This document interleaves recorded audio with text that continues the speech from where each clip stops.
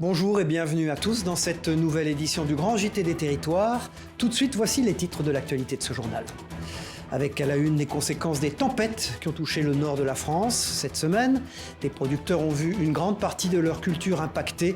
Une mauvaise nouvelle évidemment pour leur chiffre d'affaires. Reportage de WEO TV à suivre dès le début de cette édition. Le luxe s'implante à Vendôme, dans le Loir-et-Cher. La marque Louis Vuitton vient d'inaugurer 2 nouveaux ateliers sur place. Pour l'occasion, Bernard Arnault, lui-même le PDG du groupe LVMH, et Bruno Le Maire, le ministre de l'économie, avaient fait le déplacement. Une visite qu'a suivi Christophe Rigaud pour le Grand JT des Territoires. Dans les Vosges, la réouverture des dancing et des têtes dansants fait le bonheur des habitués. Le retour sur les pistes après plusieurs semaines de fermeture liées au Covid comble également gérants et musiciens, comme nous le montrera Vosges Télévisions. Des chevaux de trait en lieu et place de camions, c'est le pari tenté par Enedis dans les Yvelines. L'entreprise s'est essayée à la traction animale pour réaliser des opérations lourdes, une démarche respectueuse de l'environnement. Reportage en fin de journal avec TV78 dans les Yvelines. Et on débute donc ce journal avec les conséquences malheureuses qui ont touché le nord de la France il y a quelques jours. Les vents violents ont mis à mal notamment les productions de certains maraîchers. C'est le cas par exemple de Justine Berthoud, installée en bio depuis 6 ans dans le Pas-de-Calais. La tempête a mis à terre une de ses serres. Reportage de Caroline Fichten pour WEO TV, la chaîne du groupe La Voix du Nord sur place. Sous les montants pliés de sa serre, Justine Berthoud sauve ce qui peut encore l'être. Les épinards, les mesclins, les oignons nouveaux, les légumes ne sont pas encore à maturité ou finiront par jaunir à cause de l'humidité. Le passage de la tempête pour la jeune paysanne installée en bio depuis 6 ans a des conséquences désastreuses. Elle perd cette serre de 300 mètres carrés qui représente un quart de sa surface couverte sous serre. Les serres représentant elles-mêmes 60 à 70% de son chiffre d'affaires. Là, je vais perdre les cultures qui sont dessous, mais je ne peux pas enchaîner avec les cultures que je devais faire après. Et ça représente, je vais calculer ne serait-ce que pour juste la structure et les cultures qui sont là actuellement en dessous, on est à 9 500 € de chiffre d'affaires de perdu, enfin 4 500 € de chiffre d'affaires plus la structure. Et si on compte toutes les cultures qu'il y a derrière, qui devaient suivre derrière, on est à plus de 17 000 € de pertes, quoi. Car les semis en préparation, comme ici, ne pourront pas être mis en terre ensuite. Sans serre, impossible pour Justine de produire ce qui était prévu, des petits pois et des haricots verts. Il faudra en plus racheter une serre, mais le prix des matériaux a doublé.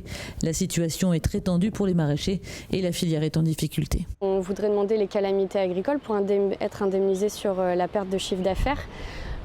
Donc on réclame une année blanche sur les cultures sous abri pour toutes les serres qui ont été détruites. Et voilà, et on espère que les assureurs feront aussi un geste pour annuler tout ce qui est vétusté sur les serres qui ont été assurées et d'être remboursés au prix où on a payé nos serres, parce que là, la situation est vraiment catastrophique. Une situation catastrophique qui peut faire craindre l'arrêt de certaines exploitations maraîchères. Le vent qui peut causer aussi des débats. Dans le Val d'Oise, la majorité départementale s'oppose au projet d'installation d'éoliennes sur son territoire. 20 sites sont concernés. Les éoliennes sont devenues depuis quelques années un sujet polémique en France. Entre objectifs climatiques, nuisances et impact sur l'environnement, le vent semble tourner, comme nous le montre ce sujet de Michael Joly pour Via 95. Herblay, la Seine, son île et derrière, côté Yvelines, bientôt, peut-être des éoliennes. Une possibilité étudiée par la préfecture de région qui vient d'envoyer aux communautés de communes et aux départements une carte provisoire des zones qui pourraient accueillir des éoliennes. Loin de séduire le maire de la ville. On essaye de préserver des espaces naturels. Et le peu d'espace naturel qui nous reste, on ne veut pas que ça soit détruit par des éoliennes.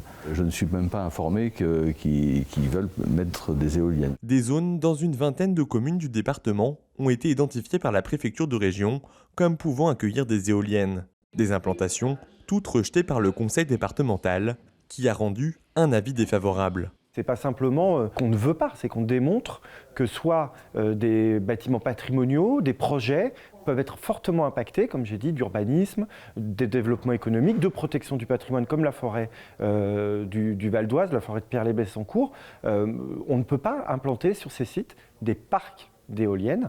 Un avis pas partagé par l'opposition de gauche et écologiste qui souhaite des études plus approfondies. Nous sommes surpris de voir que la majorité du conseil départemental vote contre cet avis, sachant qu'effectivement, il faut quand même aller regarder d'un petit peu plus près. Enfin, moi, ce que je comprends de cette position, c'est une position de principe anti-éolienne. En 2012, une précédente carte avait été présentée par la préfecture de région. Elle avait déjà fait l'objet d'une levée de bouclier. Et Anne Hidalgo était l'invitée de l'émission politique Face au territoire sur TV5 Monde ce jeudi. La candidate socialiste, en grande difficulté dans les sondages, a notamment évoqué son rapport au territoire en tant que maire de Paris. Alors est-ce un handicap pour elle dans cette campagne d'être à la tête de la première ville de France? Écoutez sa réponse, Anne Hidalgo. Vous êtes la maire de Paris, dans un pays très centralisé. Comment est-ce que vous allez prendre en compte l'extraordinaire diversité des territoires français? Parce que c'est aussi ça, une des chances de la France, cette diversité. Mais comment est-elle prise en compte par vous-même dans cette campagne? Être maire de Paris, c'est quoi? C'est être maire d'une ville, la capitale de la France, certes, mais qui a conquis sa liberté et qui a conquis son pouvoir, le pouvoir des citoyens de Paris face au pouvoir central. Donc moi, la décentralisation et le fait que les territoires doivent pouvoir porter... Quelle réforme aujourd'hui? Une grande réforme de la décentralisation, évidemment, parce que Emmanuel Macron a été un monarque républicain. Il a décidé de tout seul, tout le temps, y compris pendant la crise sanitaire. Donc donner des moyens, donner des moyens à toutes les communes, aux régions, aux départements. Plus de moyens. Pouvoir, bien sûr, parce qu'aujourd'hui, vous savez, l'État ne compense même pas les transferts de compétences qu'il a fait vis-à-vis des départements ou des communes. Et donc, il faut absolument, si on veut une efficacité de l'action publique et des services publics, il faut passer par la proximité. Donc, j'engagerai une très, très grande étape de décentralisation. Et vous retrouvez évidemment Face au territoire avec Anne Hidalgo en replay sur les sites internet de TV5 Monde, de Ouest France, de Nice Matin et de La Montagne. Quand le leader mondial du luxe investit dans les territoires, Louis Vuitton vient d'inaugurer 2 nouveaux ateliers de maroquinerie à Vendôme, dans le Loir-et-Cher. La stratégie du groupe de Bernard Arnault vise à développer la production en France avec des centaines d'emplois à la clé. Une initiative saluée par le ministre de l'économie Bruno Le Maire qui a fait le déplacement pour l'occasion. Regardez ce reportage de Christophe Rigaud. C'est dans cet immense bâtiment de verre de 6500 mètres carrés que Louis Vuitton vient d'installer un de ses 2 nouveaux ateliers à Vendôme. 150 maroquiniers y confectionnent les célèbres sacs du numéro 1 mondial du luxe. Pour l'événement, les équipes de LVMH avaient convié des journalistes du monde entier. S'installer ici, à 1 heure de Paris, est un choix assumé par le président du groupe, Bernard Arnault, pour renforcer l'ancrage de sa fabrication en France. La stratégie des implantations de Vuitton, c'est de s'implanter dans des régions qui sont agréables à vivre et dans lesquelles on peut créer de l'emploi et trouver un environnement propice au développement de nos entreprises industrielles. Un projet de reconquête industrielle encouragé par le ministre de l'économie qui avait fait le déplacement à Vendôme. Il faut ramener la part de l'industrie dans la richesse nationale française de 12 à 13% à peu près aujourd'hui à 20% dans les prochaines années. Ça doit être ça notre objectif. Il faut se fixer des objectifs chiffrés, que l'industrie redevienne une part importante de notre richesse nationale ici en France. La création de 2 nouveaux ateliers de fabrication, ce sont aussi des emplois à la clé. Des postes occupés pour la plupart par des salariés en reconversion. C'est de la fierté déjà être ici, parce qu'on a fait un parcours assez atypique. On ne vient pas du tout de la maroquinerie et ils nous ont donné l'opportunité de faire la formation. Donc ouais, c'est une fierté en fait. Travailler pour une marque de luxe, c'est du prestige, donc on est content. Le second atelier Vuitton est installé dans un ancien monastère du XIe siècle, en plein cœur de Vendôme. On y travaille des cuirs spéciaux et exotiques. À terme, ce sont 500 emplois qui seront créés sur les 2 sites de production. Dans le reste de l'actualité, la suite des vacances d'hiver et au-delà des stations de ski qui profitent de la fin des restrictions liées au Covid-19. C'est toutes les régions qui saluent le retour en force des vacanciers.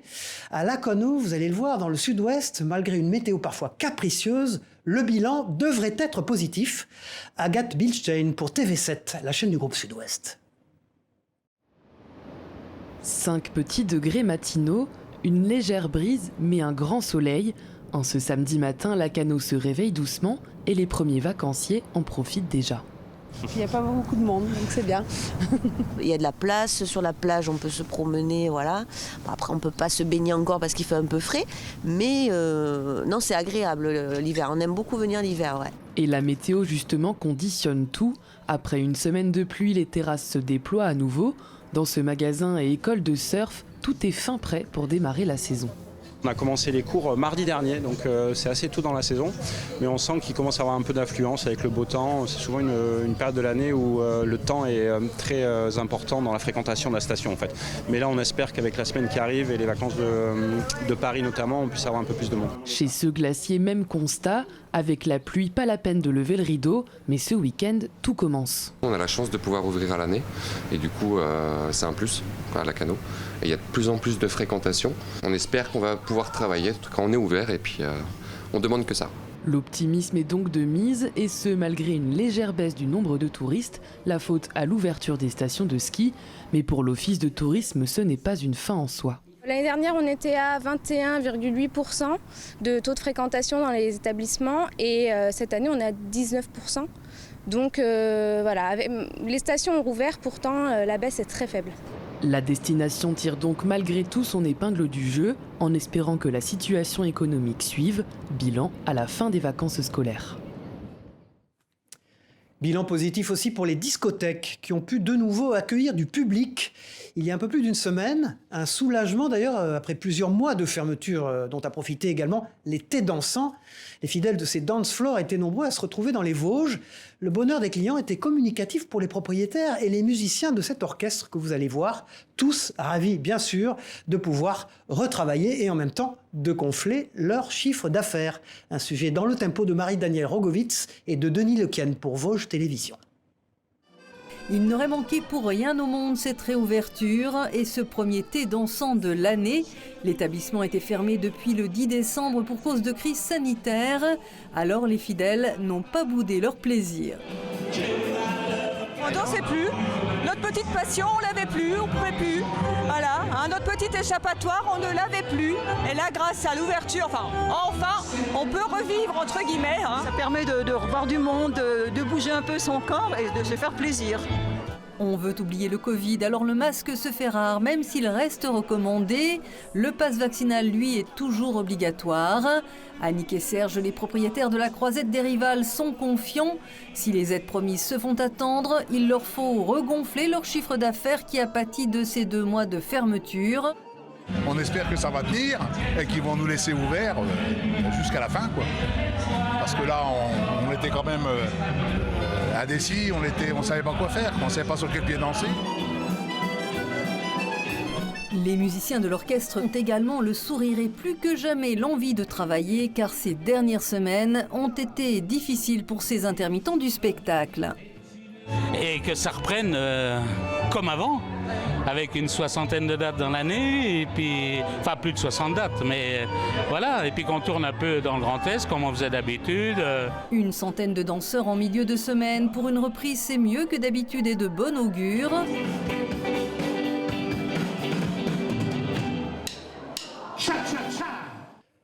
Voilà de beaux sourires et de la joie sur cette piste de danse qui contraste avec les révélations faites il y a quelques semaines sur les maisons de retraite gérées par le groupe Orpea.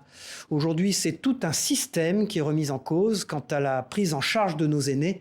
À Lussau, dans la Sarthe, des personnes âgées ont décidé de vivre autrement grâce au béquinage. Vous allez le voir, 19 logements ont été construits, inaugurés en septembre 2021. Et depuis, le succès de ce mode de vie qui rime entre solidarité et indépendance est total. Des explications avec Diane Lemoisson pour LMTV Sarthe sur place.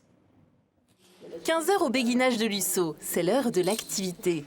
Au programme aujourd'hui, pâtisserie, jeux de société et brin de causette. Le matin, je fais mon petit tour, je vais boire un café chez l'une ou chez l'autre, je discute, puis l'après-midi, je viens là, et puis après je rentre, je regarde les jeux, je mange, puis j'oublie.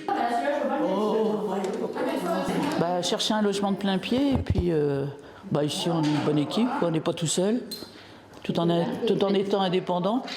Anne-Marie est arrivée ici au début mars et elle s'y plaît beaucoup. La cuisine, Elle dispose de 55 mètres carrés, parfait compromis entre maison individuelle et EHPAD. Chacun a son petit logement, chacun est libre de ses mouvements, mais en même temps, il participe à la vie quotidienne du béguinage. Donc la bienveillance, l'autonomie. Le béguinage, un concept peu répandu qui est venu à l'idée de Robert Renard, ancien maire de Luçon, alors qu'il venait constater le décès d'une de ses administrées, tombée à quelques mètres seulement de son logement. Parce que c'est quand même plus sécurisant de demeurer comme ça dans un lotissement de personnes âgées. Et puis là, même, pourtant, ils étaient en couple, hein, mais ça n'a pas empêché qu'elle soit morte dans la cour. Alors ça, j'ai trouvé ça inadmissible, quoi. Comprises dans la prestation, des navettes SNCF permettent aux locataires de se rendre dans les commerces et services.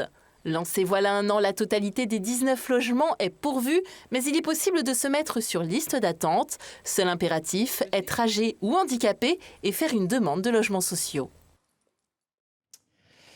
Direction la Martinique à présent dans ce grand JT des territoires. Dans quelques mois, un projet de loi rendra obligatoire l'adressage dans toutes les villes de France. Or, sur l'île des Caraïbes, il n'est pas rare de trouver encore des rues sans nom, ni même de numéros. À Ajoupa-Bouillon, le maire a décidé d'intégrer les habitants dans la consultation qui vise à régler le problème. Dans cette commune, une seule rue est nommée pour l'instant. Les explications de Jean-Marc Dabreux pour Via TV Martinique. La rue Ilmani et Marie-Louise, la seule et unique rue d'Ajoupa-Bouillon. Dans cette commune, même la rue de la mairie n'a pas de nom. Une singularité qui s'explique par la géographie. La topographie du bourg fait que nous avons plutôt des caroutiers. Résultat, le travail des services publics peut être compliqué. Rosette, 25 ans d'expérience dans la distribution du courrier, connaît sa tournée sur le bout des doigts. Je suis originaire de la commune et j'habite la commune. Et donc je connais pratiquement tout le monde. Mais l'absence de nom de rue peut parfois compliquer sa tâche. La difficulté qu'on a ici, c'est des fois ça arrive à la résidence La Fortune et il n'y a pas de numéro. Dans ces conditions, la postière ne peut pas être remplacée au pied levé. Il peut s'avérer qu'il y a il peut y avoir des homonymies, donc on est obligé de les former pendant 3 semaines. Ça nous arrive parce qu'en fait, tu as des personnes qui débarquent sur la commune et qui ne font pas donc de raccordement postal. On ne sait pas chez qui la personne habite et les noms n'apparaissent pas sur les boîtes aux lettres non plus. La campagne de nomination de rue lancée par la commune devrait faciliter la tâche des postiers, mais aussi des autres services publics, comme les secours. Après la compétition, le retour à la maison pour les athlètes qui ont participé aux Jeux Olympiques d'hiver de Pékin. La principauté de Monaco attendait notamment avec impatience le retour de ses bobeurs, Rudy Rinaldi, son frère Anthony et Boris Vian. Ils sont passés tout proches de l'exploit avec leur bobsleigh. Longtemps en course pour un podium, ils se sont finalement classés 6e de l'épreuve en duo. Le meilleur résultat de toute l'histoire olympique monégasque. Alors, accueillis pour leur retour par leur famille et amis, ils jonglaient entre joie et regret. Réaction au micro de Vanessa Dessy et de Jean-Alexandre Dordet. Ça fait du bien d'être à la maison, on sent un peu là les gens qui sont sur le côté, ça nous fait du bien de les revoir. C'est vrai qu'on a été pas mal soutenus pendant cette compétition et d'être ici et de pouvoir partager des moments comme ça avec les gens qui nous ont suivis, c'est vraiment super. Les gens m'ont vu un peu déçu après la compétition, c'est vrai qu'ils ne comprennent pas que on nous a... Le fait d'avoir loupé un peu cette 4e manche, ça m'a un peu volé ces 2 minutes de bonheur où on aurait pu croire à une potentielle médaille de bronze. Donc c'est vrai que j'avais besoin de temps pour réaliser ça et je commence tout doucement à le faire avec les gens aussi qui sont là, qui nous entourent, ça nous fait du bien. Elle n'est pas encore une épreuve olympique, mais surtout une passion, la nage en monopalme. Cette activité est notamment pratiquée par Aurore, du côté de Toulouse, dans l'agronaute local. Aurore, alias Aquata, se définit comme une artiste sirène, comme vous le voyez sur ces images de Mathis Garde du journal La Dépêche du Midi, nos partenaires. Dans l'eau, elle assure le spectacle avec son costume, sa perruque et son apparence de sirène tout droit sortie d'un studio de Disney. Cette sirène toulousaine qui a réussi à faire de son rêve une réalité puisqu'elle s'est déjà produite dans des clips vidéo notamment. Restons à l'eau dans ce journal et dans le sud-ouest où a été dévoilé récemment le premier catamaran de plongée 100% électrique. Une prouesse technologique qui permettra bien sûr de réduire l'impact environnementale de cette pratique et qui repose sur la volonté d'un seul homme, Simon Briot, le responsable d'un club de plongée dans les Pyrénées-Orientales. Alice et Marty de la rédaction de Via Occitanie l'a rencontré lors de la première sortie du bateau. Regardez. Premier bain pour ce catamaran de plongée 100% électrique, unique en France. C'est le pari fou que s'est lancé Simon, gérant d'un centre de plongée éco-responsable. Chaque année, il fait tout pour améliorer ses pratiques afin d'être plus respectueux de l'environnement. J'essaye tout le temps de réfléchir, de dire comment on pourrait faire mieux. Et puis à un moment, moi, j'avais mon bateau. On va dire que je suis arrivé un peu au bout de la réflexion sur ce bateau-là. Et il y avait ces 2 moteurs diesel. Qui font du bruit, qui font de la fumée, que c'est du gasoil, qu'il y a toute la maintenance avec l'huile à changer régulièrement, tous les filtres qu'il faut changer. Et je me suis dit, faut les enlever ces moteurs. Donc il faut partir sur l'électrique. Donc là j'ai commencé à faire des petits calculs et me dire, en fait si c'est possible. Bateau, moteur, batterie, électronique, tout, je suis à 125 000 €. Sachant qu'on va dire que le moindre bateau de plongée neuf avec la motorisation, on est entre 150 et 200 000 €. Et après 2 ans de travail, le catamaran est à l'eau. À vitesse maximale, il a une autonomie de 2 heures, rechargeable par des panneaux solaires. Dès le mois de mai, il pourra accueillir à chaque sortie une 12aine de personnes. Une autre démarche écologique à l'honneur dans cette édition. Dans les Yvelines, l'entreprise Enedis fait appel désormais aux forces de la nature et à la traction animale pour certaines de ses opérations. Là où les camions polluent et abîment les sols, l'entreprise travaille avec des chevaux de trait. Une solution écologique et respectueuse de l'environnement déployée récemment pour traîner des poteaux en béton difficiles d'accès. Un sujet de Céline Charles de TV78, la chaîne des Yvelines. Voici Nina et Farceur. Et à leur allure athlétique, on peut deviner que ces chevaux de trait ne sont pas venus ici pour gambader dans les prés. Au contraire, ils ont été missionnés pendant 2 jours par l'entreprise Enedis. Leur objectif, tracter 8 poteaux en béton jusqu'à une zone de dépôt où un camion prendra le relais. Les chevaux donc, ont une encolure avec un collier qui les préserve de tout effort, de toute difficulté. Et en fait, on met les poteaux béton sur un attelage, ils vont rechercher les poteaux béton et les ramènent jusqu'à un endroit de stockage temporaire avant qu'on les achemine vers un centre de recyclage conforme. Là on peut le voir, il y a eu beaucoup d'eau, il y a des déserts à certains endroits, il y a peu de passages à d'autres. Et donc là, à utiliser les chevaux qui sont très maniables et qui eux peuvent marcher facilement. Enedis a fait appel à Sabot sur Terre, une entreprise normande dirigée par Louise Drieux qui intervient dans toute la France depuis 2019. Cette passionnée d'équitation dresse elle-même ses chevaux qui lui obéissent au doigt et à l'œil. Quand je tire comme ça, c'est gauche, voilà. La jument elle donne la tête, et quand je fais des petits à-coups, c'est droite. Je suis passionnée de chevaux depuis mes 10 ans et j'ai fait des études, j'ai 33 ans et j'ai découvert la traction animale à mes 27 ans par là. Je cherchais à travailler avec les chevaux, mais pas me concentrer uniquement sur eux, faire quelque chose avec eux. Pratique et écologique, cette méthode ancienne fait son grand retour pour des questions essentiellement environnementales. Les chevaux, il y a moins de nuisances sonores, il y a moins de nuisances en termes de CO2, effectivement l'empreinte carbone est maîtrisée. Il y a également un enjeu de biodiversité, parce que si on avait fait intervenir des engins, ça aurait pu créer des ornières dans ce terrain très boueux, très marécageux. Première à déployer cette pratique dans les Yvelines, Enedis espère que d'autres projets comme celui-ci émergeront. Allez, on remonte dans le temps pour terminer ce journal. Plumes, buvards, encre. Certains d'entre vous se rappellent sûrement de ces objets essentiels à l'apprentissage du français. Dans l'Aube, une dictée à l'ancienne était organisée il y a quelques jours. Un rendez-vous devenu traditionnel pour célébrer les mots, l'orthographe et la grammaire dans la commune de Fuligny. Un reportage sans faute de la rédaction de Canal 32. Des poussières de vie. Pour donner une bouffée de nostalgie, c'est un sans faute. La 9e édition de la dictée de Fuligny, organisée par l'association Objectif Patrimoine, était de retour ce dimanche dans l'étonnant village de 50 habitants. C'est un village d'enseignants, c'est un village d'instituteurs. Donc on était assez favorable à l'écriture, à la lecture. Donc on a convenu qu'une dictée pouvait être quelque chose à la fois culturel, convivial. Et effectivement, vu le succès que nous avons régulièrement, on pense qu'on était bien dans les clous. Pour l'exercice, l'association fournit la plume sergent-major, le buvard, l'encrier et même la feuille avec la frise en bas de page.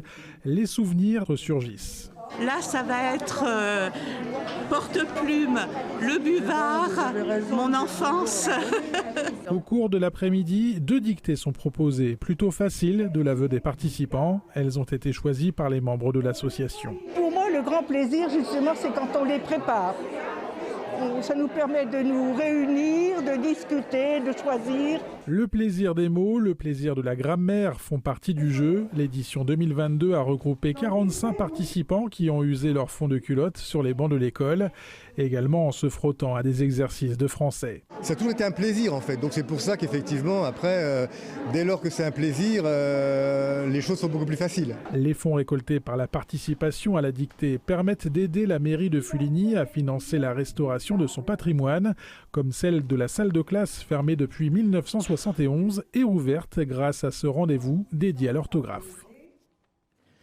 Voilà, c'est la fin de ce grand JT des territoires. Merci de nous avoir suivis. On se retrouve très vite pour une prochaine édition. Au revoir à tous.